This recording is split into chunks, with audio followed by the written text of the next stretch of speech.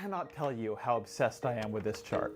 It shows exactly what is wrong with America's conversation about healthcare. On one level, you've seen this chart before. It shows healthcare spending as a share of the economy of a bunch of countries. There's Germany and France and Japan and Canada, and oh, there's America. But now I want to add something you haven't seen to this chart. This is how much of that spending in each country is private and how much is public. Here's what's amazing. America's government spending on healthcare, on programs like Medicaid and Medicare and the VA, our versions of socialized medicine, it's about the same size as these other countries. These countries where the government runs the whole healthcare system. And then there's our private spending. It's the private insurance system that makes healthcare in America so expensive. Conventional wisdom says the government is more expensive than the private sector. It can't say no, it's corrupt, it's inefficient, it's slow. You want something done right, you give it to the private sector. That is what we hear in America all the time. And yet here we are with the biggest private sector spending the most.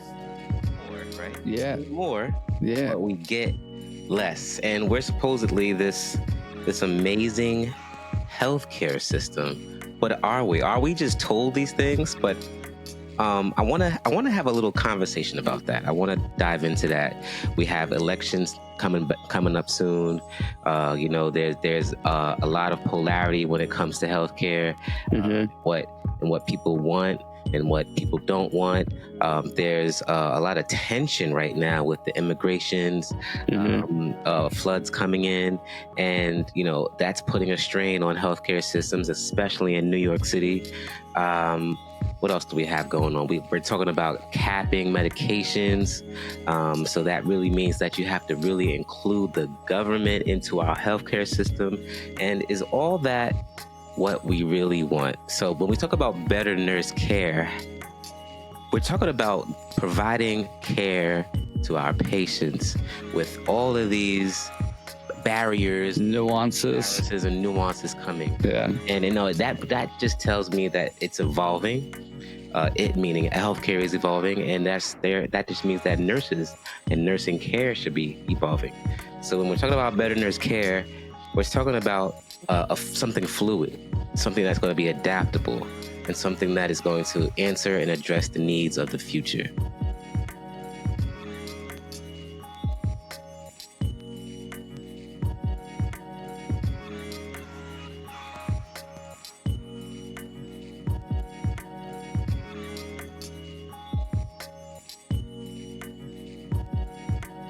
Here is a big election 2024 topic. For example, this is the first presidential election we're going to have since Roe v. Wade was overturned. And we've heard multiple stories in which restrictions on abortions have affected women, especially those in high-risk pregnancies. Reproductive rights are on the ballot. America also spends more on healthcare than any other high-income country, and we're the only one to not guarantee healthcare coverage.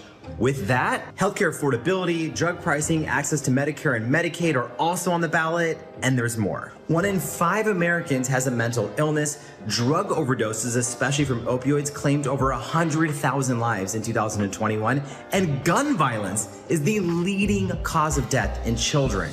So, mental health care, gun violence, and the opioid crisis are also topics that presidential candidates should address. From who we vote into the White House to who we choose to represent our neighborhoods, exercising our civic duty plays a part in how we address and uphold public health. Do your research, think about yourself, your friends, your family, your community, and vote like your health and public health depends on it, because it kind of does.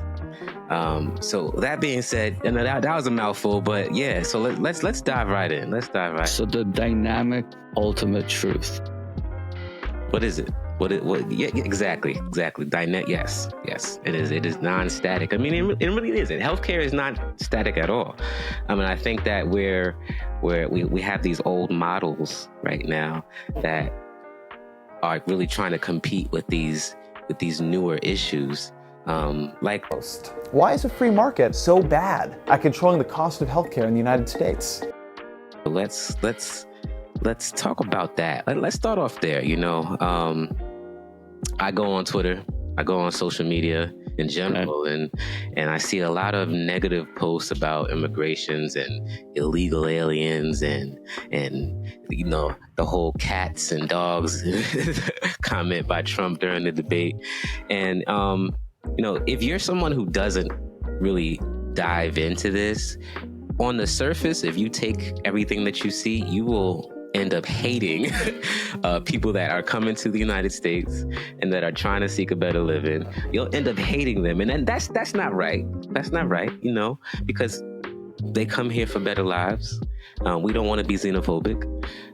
And essentially what I'm really trying to get at is all that stuff really does cost money and it costs a strain. And we have a very static, unfortunately, healthcare system that is honestly up for change. So how do you take me down this road? Like your family is an immigrant, like was an immigrant coming in, right? And I don't know if So was yours. well, mine was by force. Mine was by force. You know, you chose to be here. Force of different degrees. Force of different degrees, but force nonetheless. You know, Trust me, I don't think my parents would have immigrated if the 1979 revolution never would have happened. I think more Americans would be living in Iran right now than Americans wanting to live here, because it would be such a fluid, dynamic culture over there that's just inclusive, but that's aside. But yeah, see, so I come from a culture of migration and immigrants being the norm, right? When you are of a mindset of when you look at people and you see them as their value of their potential, right? And if we see these people as that, which they are, if we give them the right path to become that, right?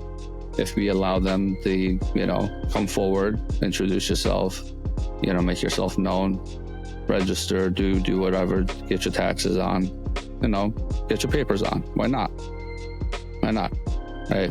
People talk about diluting the workforce.